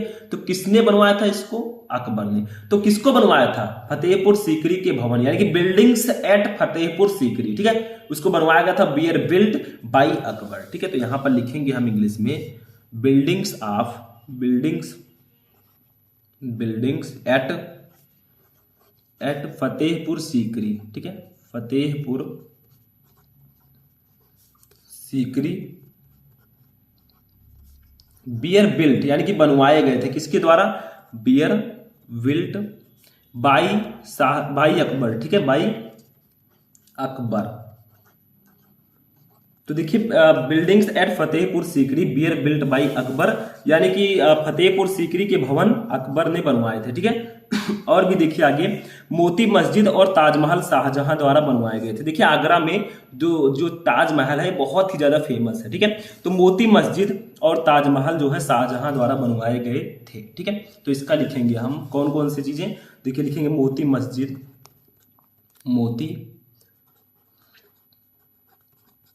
मस्जिद and the Taj Mahal and the Taj Mahal, ठीक है, बियर बिल्ट यानी कि बनवाए गए थे, बियर बिल्ट बाई शाहजहां, ठीक है, बाई शाहजहां, ठीक है। तो इसका इंग्लिश हो जाएगा कि Moti Masjid and the Taj Mahal were built by Shah Jahan, ठीक है, यानी कि मोती मस्जिद और ताजमहल जो है ये शाहजहां द्वारा बनवाए गए थे, ठीक है।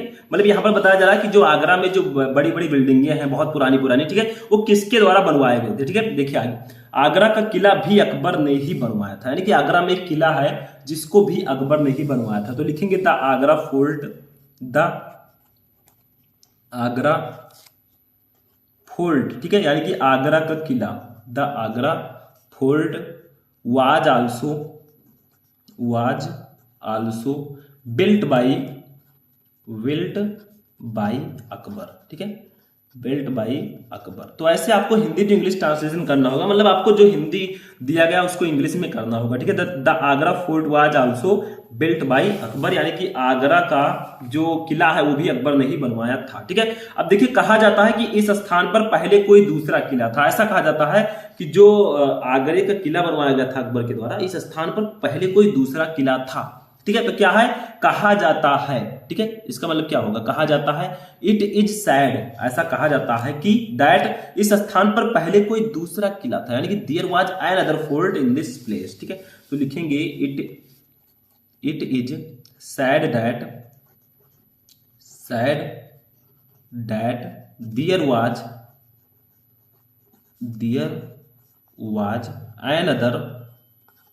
N other fort in its place, ठीक है।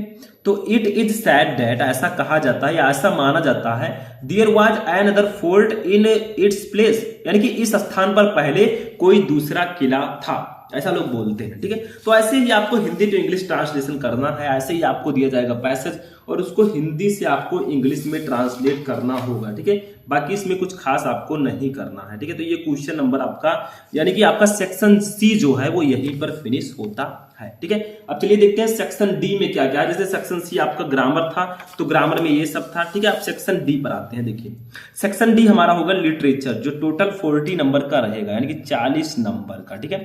इसमें सबसे पहले हम देखेंगे प्रोज को, यानी कि प्रोज में क्या क्या रहेगा। तो प्रोज में मैंने बताया आपको कि 2 शॉर्ट आंसर रहेंगे 8 नंबर की और एक लॉन्ग क्वेश्चन, यानी कि टोटल 15 नंबर के क्वेश्चन आपको देखने को मिलेंगे, ठीक है। तो पहले तो हम 2 शॉर्ट आंसर पढ़ेंगे, फिर एक लॉन्ग क्वेश्चन हम पढ़ेंगे, ठीक है। देखिए फर्स्ट क्वेश्चन है, what doubts did एडला have about the peddler, ठीक है, यानी कि पेडलर के बारे में एडला को क्या संदेह था, ठीक है। ये हमारे चैप्टर से है, बहुत ही इंपॉर्टेंट चैप्टर है ये। तो क्या संदेह था बताइए। तो देखिए सी नोटिस दैट, उन्होंने नोटिस किया, उन्होंने देखा ऐसा, द पेडलर वाज अफ्रेड, यानी कि फेरी वाला डर गया था, ठीक है। पेडलर का मतलब होता है फेरी वाला, तो उन्होंने ऐसा नोटिस किया कि फेरी वाला डर गया था।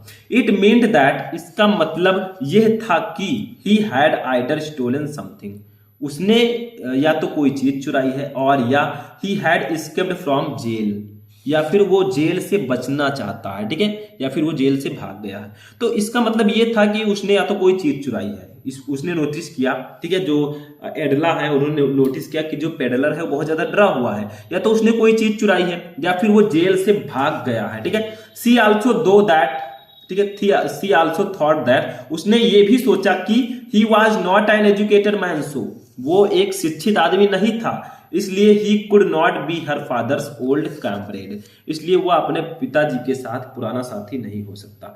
तो उसने क्या सोचा, जो एडला है उन्होंने सोचा कि जो फेरी वाला है ये बहुत डरा हुआ है, इसने या तो कोई चीज चुराई है या फिर ये जेल से भाग आया है, ठीक है। और उसने ऐसा भी सोचा कि ये बहुत ज्यादा एजुकेटेड नहीं है, ये बहुत ज्यादा शिक्षित नहीं है, इसलिए he could not be her father's old comrade, ये अपने पिताजी के साथ नहीं दे सकता, ये अपने पिताजी के पुराना साथी नहीं हो सकता है, ठीक है। तो ये आपका हो जाएगा क्वेश्चन नंबर 1। नेक्स्ट क्वेश्चन देखिए हमारे इंडिगो चैप्टर से है, क्या है कि why did Gandhi ji agree to a settlement of 25% refund to the farmers, यानी कि गांधी जी ने किसानों को 25% वापसी के समझौते पर क्यों सहमत हुए, यानी कि 25% उनको वापसी मिलेगा, इस पर गांधी जी क्यों सहमत हुए। तो देखिए, the British landlords agreed to make refunds to the peasants, यानी कि ब्रिटिश जमींदार किसानों को धन वापसी करने के लिए तैयार हो गए। देखिए, द ब्रिटिश लैंडलॉर्ड्स, जो ब्रिटिश जमींदार हैं, एग्रीड, वो तैयार हो गए टू मेक रिफंड, यानी कि रिफंड करने के लिए टू द पीजेंट्स, किसानों को। तो ब्रिटिश जमींदार किसानों को धन वापसी करने के लिए तैयार हो गए। रिफंड का मतलब होता है धन वापसी। आगे देखिए, Gandhi ji agreed to the settlement of 25% refund to the farmer, यानी कि गांधी जी जो है ये 25%, ये किसानों को 25% वापसी के समझौते पर सहमत हो गए। क्यों? बिकॉज, क्योंकि for him the amount of money was not so important as the token victory of the peasant. ठीक है, उनका मतलब था कि उनके लिए धनराशि इतनी महत्वपूर्ण नहीं थी कि उन्हें 25% मिल रहा है, मतलब उनके लिए धन ज्यादा महत्वपूर्ण नहीं थी। महत्वपूर्ण क्या था कि किसानों की सांकेतिक जीत थी। ये 25% जो दे रहे थे, इससे ये पता चलता है कि ब्रिटिश जमींदार पर किसानों की जीत हो चुकी है। ठीक है, तो वो ये सिद्ध करना चाहते थे, इसीलिए उन्होंने 25% पर, ठीक है, 25% वापसी के समझौते पर वो सहमत हो गए। ठीक है, तो ये आपका हो जाएगा क्वेश्चन नंबर 2। अब आते हैं लॉन्ग क्वेश्चन, जो हमारे प्रोज से लॉन्ग क्वेश्चन आते हैं उसको भी देख लेते हैं। ठीक है, तो लॉन्ग क्वेश्चन देखिए, इसी चैप्टर से हमारे जो इंडिगो चैप्टर है। देखिए, what did Gandhi ji do for Champaran, यानी कि गांधी जी ने चंपारण के लिए क्या किया। ठीक है, आखिर उन्होंने क्या किया। तो देखिए, Gandhi ji came to know about the sharecroppers flight of Champaran, यानी कि Gandhi ji came to know, Gandhi ji ये जानने आए थे क्या, अबाउट द शेयर क्रॉपर्स, यानी कि बटाईदारों की दुर्दशा, फ्लाइट ऑफ चंपारण, चंपारण की। ठीक है, तो गांधी जी को चंपारण के बटाईदारों की दुर्दशा के बारे में पता चला। ठीक है, उन्हें ऐसा पता चला कि कुछ लोग जो है बटाईदारी पर काम कर रहे हैं। ठीक है, आगे देखिए, there the landlords force the peasant to plant indigo on 15% of the holdings and all the harvest was to be surrendered to the planters as rent. ठीक है, there the landlords force the peasant, यानी कि जो जमींदार हैं वो किसानों को फोर्स कर रहे हैं, मजबूर कर रहे हैं to plant indigo on 15% of holdings, यानी कि वो 15% जोत पर नील बोने के लिए मजबूर वो कर रहे हैं। ठीक है, किसानों को, and all the harvest was to be surrendered to the plant as rent. ठीक है, और पूरी तरह फसल लगान के रूप में बागान मालिकों को सौंप दी जानी चाहिए। ठीक है, तो उनका कहना था कि गांधी जी को चंपारण के दुर्दशा के बारे में पता चला, तो वहां के जमींदार किसानों को 15% जोत पर नील बोने के लिए मजबूर किया और पूरी फसल लगान के रूप में बागान मालिक को सौंप दी। ठीक है, आगे देखिए क्या है, they were also signing contracts for the compensation under compulsion. ठीक है, यानी कि क्या हुआ कि वे मजबूरी में मुआवजे के अनुबंध भी कर रहे थे। ठीक है, तो Gandhi ji held a demonstration against the government, Gandhi ji ने प्रदर्शन किया, डेमोन्स्ट्रेशन, ठीक है, उनके खिलाफ, सरकार के अगेंस्ट द गवर्नमेंट, सरकार के खिलाफ। तो गांधी जी ने सरकार के खिलाफ प्रदर्शन भी किया जब उनको ये पता चला। ठीक है, द ऑफिशियल बीकेम हेल्पलेस, यानी कि वहां के लोग जो हैं वो हेल्पलेस हो चुके थे। ठीक है, अधिकारी जो है वो बेबस हो चुके थे, ऑफिसर्स। ठीक है, आगे देखिए, ये सेटलमेंट वाज रीच्ड, यानी कि एक समझौता हो गया।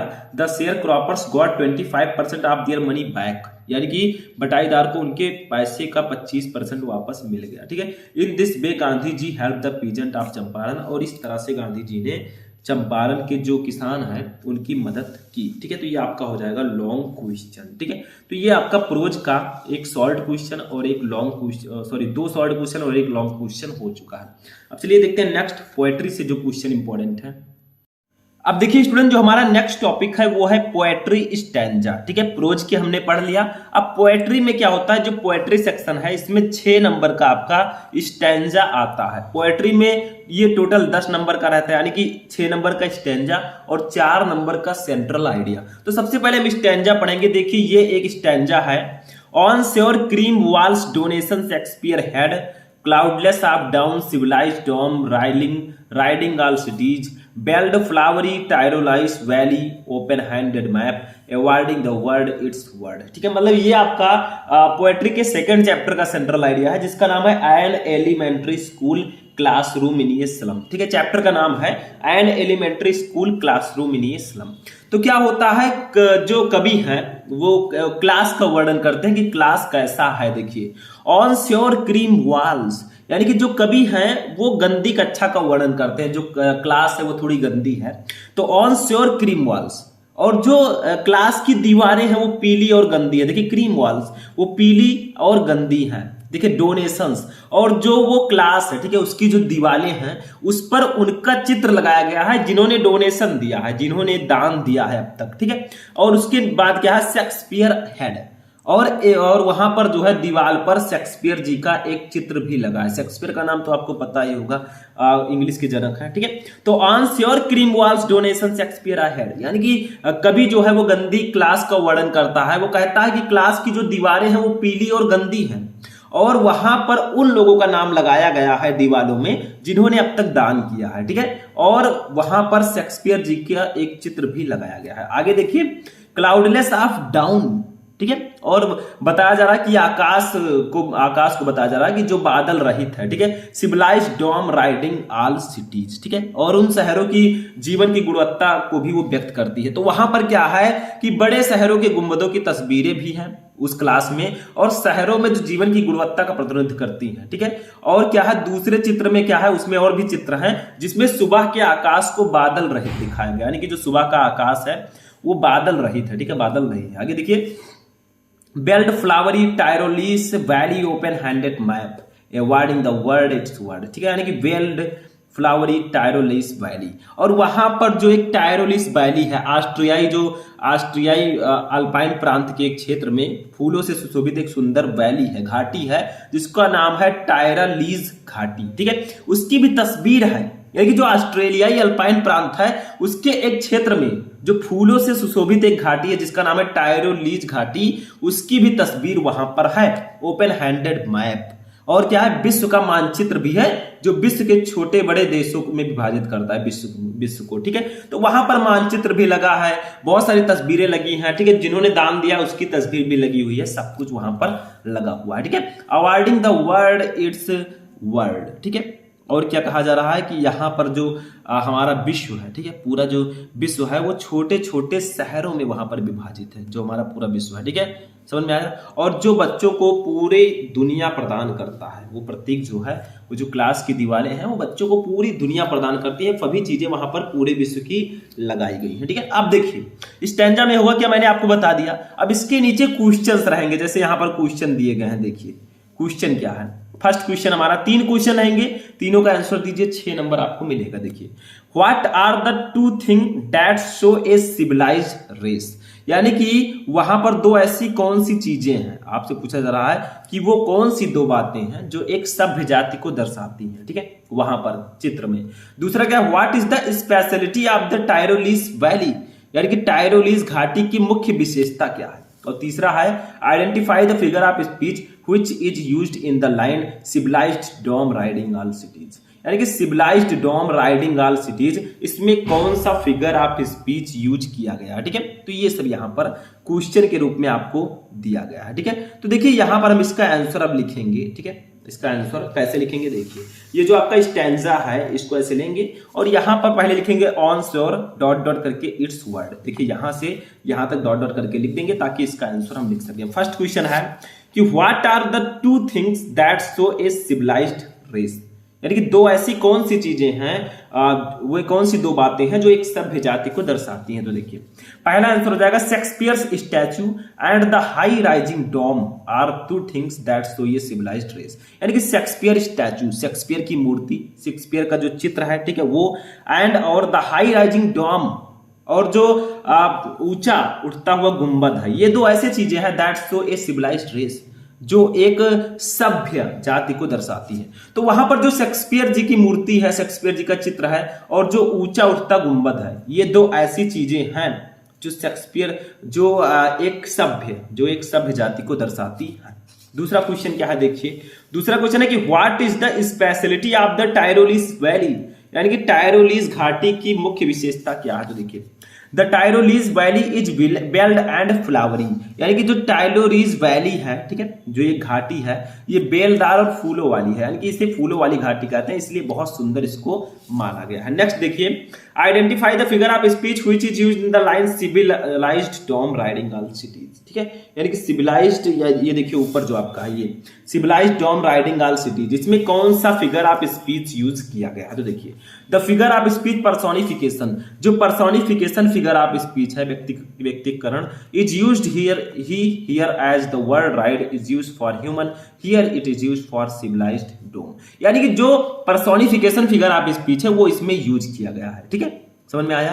Here it is use for civilised dome, और यहां पर इसका प्रयोग सभ्य गुंबद के लिए इसका प्रयोग किया गया है, ठीक है। तो ये आपका हो जाएगा क्वेश्चन नंबर 3, ठीक है। तो ऐसे ही तीनों क्वेश्चन का आंसर देंगे, 6 नंबर आपका यहां पर क्लियर रहता है, ठीक है। तो ये आपका हो चुका फर्स्ट वाला टॉपिक, जो हमारे पोएट्री का फर्स्ट टॉपिक है, ठीक है। अब देखेंगे हम सेकंड टॉपिक। देखिए अब इसमें एक सेंट्रल आइडिया आपसे पूछा जाएगा, 2 सेंट्रल आइडिया मैं पहले ही आपको बता चुका हूं, कीपिंग क्वाइट का मैं बता चुका हूं, ठीक है, और भी सेंट्रल आइडिया मैं आपको बता चुका हूं, माय मदर एट 66 का मैंने बता रखा है। आज है बारी ए थिंक ऑफ ब्यूटी की। मैंने बताया 3 सेंट्रल आइडिया सबसे ज्यादा इंपॉर्टेंट है, a thing of beauty, my mother at 66 and एक और मैंने बताया, ठीक है। ये तीनों सबसे ज्यादा इंपॉर्टेंट है, ठीक है, समझ में आया।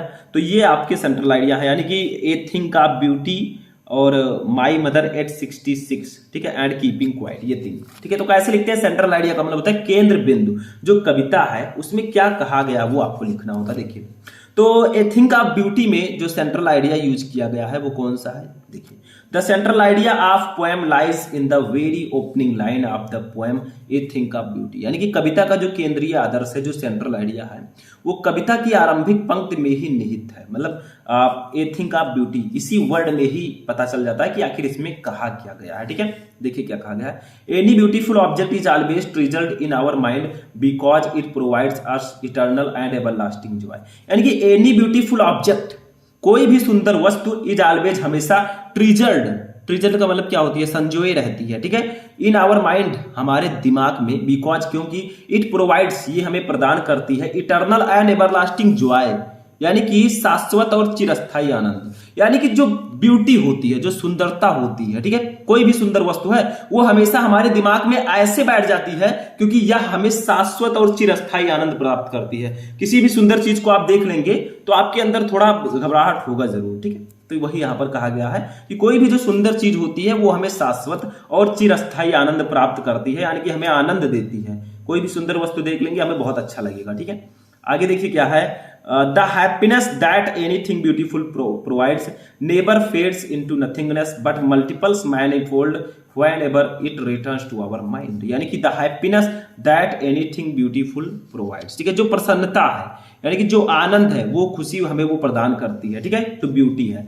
नेवर फेड्स इनटू नथिंगनेस, और वो हमें कभी ना मिटने वाली खुशी देती है, मतलब, ठीक है, but multiple manifold whenever it returns to our mind, लेकिन ये हमारे दिमाग में आती है तो कई गुना बढ़ जाती है। मतलब वो खुशी जो कुछ भी सुंदर प्रदान करती है कभी भी शून्य में नहीं मिटती, बल्कि जब भी ये हमारे दिमाग में आती है तो कई गुना ये बढ़ जाती है, ठीक है। आगे देखिए ब्यूटी, यहां पर ब्यूटी कर दीजिएगा, beauty in whatever form it may be found if an eternal joy to human because it offer human the constant opportunity to reflect on the beauty, ठीक है, थोड़ा बड़ा ये दिया गया है पूरा, ठीक है। तो यहां पर चलिए समझते हैं, ब्यूटी इन व्हाट एवर, यानी कि जो सौंदर्य है वो किसी भी रूप में, व्हाट एवर फॉर्म इट में ये बी फाउंड, ये हमें किसी भी रूप में मिल सकता है। जो सौंदर्य है वो किसी भी रूप में पाया जा सकता है। Is an eternal joy to human, ये मनुष्य के लिए शाश्वत आनंद है, ठीक है, आंतरिक आनंद है। Because it offer human the constant opportunity, क्योंकि यह मनुष्य को उस सुंदरता के प्रतिबिंब के लिए निरंतर अवसर प्रदान करता है। To reflect on the beauty, यानी कि ब्यूटी, सुंदरता को देखकर रिफ्लेक्ट होते हैं सभी लोग, ठीक है। Which stands in such star contract to the detention, ठीक है, यानी कि ये क्या करती है, क्योंकि ये मनुष्य के अंदर सुंदरता के प्रतिबिंब को निरंतर बनाए रहती है, ठीक है। Monotony and ugliness of our everyday lives, और जो एक रसता है, कुरूपता है, उसके ये विपरीत है। मतलब कुरूप लोग कुछ होते हैं, कुछ ब्यूटी होती है, ठीक है। तो यहाँ पर ब्यूटी के बारे में बताया जा रहा है और कहा जा रहा है कि सौंदर्य जो है, beauty in whatever form it may be found, सौंदर्य हमें किसी भी प्रकार से पाया जा सकता है हमारे अंदर। And eternal joy to human because it offer human the constant opportunity to reflect on the beauty, और ये मनुष्य के लिए एक शाश्वत आनंद है क्योंकि ये मनुष्य को उस सुंदरता के प्रतिबिंब करने का निरंतर अवसर हमें प्रदान करता है। Which stand in such star construction to the destruction monotony and ugliness of our everyday life. ठीक है, क्योंकि ये हमारे दैनिक जीवन की निराशा, एक रसता और कुरूपता के विपरीत होती है। ठीक है, मतलब ए थिंक ऑफ ब्यूटी जो आपका चैप्टर है, इसमें क्या बताया गया है कि ब्यूटी के बारे में बताया गया है कि सुंदरता क्या होती है, किस प्रकार से वो लोगों को अट्रैक्ट करती है, ठीक है, अपनी तरफ। ठीक, तो उसी के बारे में इसमें बताया गया है। तो ये आपका हो जाएगा poetry section. Poetry section 10 number का टोटल आता है। अब हम देखेंगे सप्लीमेंट्री में जो आता है उसको पढ़ेंगे। अब चलिए हम देखते हैं सप्लीमेंट्री रीडर को। ठीक है, इससे भी आपके 2 शॉर्ट आंसर टाइप क्वेश्चन आएंगे और एक लॉन्ग क्वेश्चन आएगा। ठीक है, यानी कि टोटल 15 नंबर के क्वेश्चन इससे भी आएंगे। देखिए सबसे पहला शॉर्ट, देखिए 2 शॉर्ट आंसर हम देखेंगे, एक लॉन्ग क्वेश्चन देखेंगे, जैसे हमने प्रोज में पढ़ा था। देखिए क्या है, what will the maharaja do to find the required number of tiger to kill. यानी कि जो महाराजा हैं इसके, ठीक है, वो बाघों को मारने के लिए उनकी जो अभीष्ट संख्या है उसको प्राप्त करने के लिए महाराजा क्या करेगा। यानी कि उसे टोटल 100 बाघों को मारना था। ठीक है, अब उसको और भी बाघों की आवश्यकता थी क्योंकि उसके राज्य में बाघों की कमी हो गई थी। ठीक है, तो वो और सारे बाघ कहां से लाएगा। तो what will the maharaja do to find the required number of tiger to kill, यानी कि जो बाघ को मारने के लिए उनकी जो संख्या है उसको प्राप्त करने के लिए अब महाराजा क्या करेगा। ठीक है, तो चलिए आंसर देखते हैं। तो देखिए इसका आंसर होगा कि the Maharaja killed 70 tiger with in 10 years. यानी कि जो महाराजा हैं उन्होंने लगभग 70 बाघों को मार डाला सिर्फ 10 साल के अंदर। तो महाराजा ने 10 साल के बीच ही 70 बाघों को मार डाला। ठीक है, उसके बाद क्या किया, then he married a girl, उसके बाद उसने एक लड़की से शादी किया फ्रॉम द स्टेट, उस राज्य की हुई जिसमें हैड ये लार्ज नंबर ऑफ टाइगर्स, जिसके राज्य में बहुत सारे संख्या में टाइगर्स थे। ठीक है, तो जब उन्होंने 10 साल के अंदर 70 बाघों को मार डाला, तब उन्होंने क्या किया, उन्होंने एक रणनीति बनाई कि उन्होंने एक ऐसे राज्य की लड़की से शादी किया जिसके राज्य में बाघों की संख्या बहुत ज्यादा थी। ठीक है, द महाराजा किल्ड 5 और 6 टाइगर्स ईच टाइम। जो महाराजा हैं वो 5 से 6 टाइगर हर समय वो मारते थे। ठीक है, एक बार में। He visited his father in law, और वो अपने ससुर जी के पास गए जहां उनकी शादी हुई थी। ठीक है, उनके पास गए। Thus he was able to kill 99 tigers. इस प्रकार वो जो है 99 बाघों को मारने में समर्थ हुए, सफल हुए। ठीक है, मतलब 99 बाघों को वो अब मार चुके थे। ठीक है, एक बाघ और चाहिए था, उनका जो है 100 बाघ पूरा हो जाता। ठीक है, उन्हें 100 बाघों को टोटल मारना था, तो एक बाघ की आवश्यकता और भी थी। ठीक है, तो ये आपका हो जाएगा क्वेश्चन नंबर 1, जो सबसे ज्यादा इंपॉर्टेंट है। तो इस प्रकार से उन्होंने अपने टैली को पूरा करने के लिए एक ऐसी लड़की से शादी किया जिनके राज्य में बहुत सारे बाघ थे। ठीक है, चलिए दूसरा क्वेश्चन देखते हैं। अब देखिए नेक्स्ट क्वेश्चन है, दूसरा क्या है हमारा कि हु वाज क्लियर, क्लियर कौन थी। Why was Jack worried about her, और जैक क्यों उसको लेकर चिंतित क्यों था। मतलब क्लियर कौन थी और जैक उसको लेकर चिंतित क्यों था। तो देखिए Claire was Jack's wife, Claire जो थी वो जैक की पत्नी थी। Jack was worried about Claire as she was moving heavy furniture in the room below where Jack was sitting. मतलब जैक वाज वरीड, जैक बहुत चिंतित था अबाउट क्लियर, क्लियर के बारे में। एज क्योंकि she was moving heavy furniture in the room, वो below मतलब वो नीचे वाले कमरे में भारी फर्नीचर्स को उठाकर ले जा रही थी। वेयर जैक वाज सिटिंग, जहां जैक बैठा था। तो देखिए जैक जो है, क्लियर जो है ये जैक की पत्नी थी, और जैक क्लियर के बारे में चिंतित था क्योंकि वो नीचे के कमरे में भारी फर्नीचर ले जा रही थी जहां जैक बैठा हुआ था। अब वो चिंतित क्यों था, जैसे फर्नीचर तो कोई भी लेकर जा सकता है, बट वो चिंतित क्यों था। देखिए as she was 6 month pregnant, as क्योंकि सी वाज 6 मंथ प्रेग्नेंट, वो 6 साल की गर्भवती महिला थी। विथ देयर थर्ड चाइल्ड, अपने तीसरे बच्चे के साथ। तो चूंकि वो अपने तीसरे बच्चे के साथ 6 महीने की गर्भवती थी, अब जब गर्भावस्था है, ठीक है, प्रेगनेंसी है, तो उसको ज्यादा भारी सामान नहीं उठाना चाहिए। इसी को लेकर जैक चिंतित रहता था। ठीक है, it won't be good for her health to difficult labour, यानी कठिन परिश्रम करना उसके स्वास्थ्य के लिए अच्छा नहीं होगा। जैसे वो प्रेग्नेंट है, उसको भारी सामान नहीं उठाना चाहिए क्योंकि प्रॉब्लम हो सकती है बच्चे के लिए। तो वो इसीलिए जैक जो है चिंतित रहता था कि जो क्लियर है वो भारी सामान उठाकर कमरे में जा रही है, तो इससे उसको चिंता थोड़ी बहुत हुई कि बच्चे को प्रॉब्लम्स हो सकती हैं। ठीक है, तो ये आपका हो जाएगा क्वेश्चन। एक लॉन्ग क्वेश्चन हम देख लेते हैं सप्लीमेंट्री का, फिर हमारा फिनिश हो जाएगा। देखिए लॉन्ग क्वेश्चन बहुत इंपॉर्टेंट है ये वाला।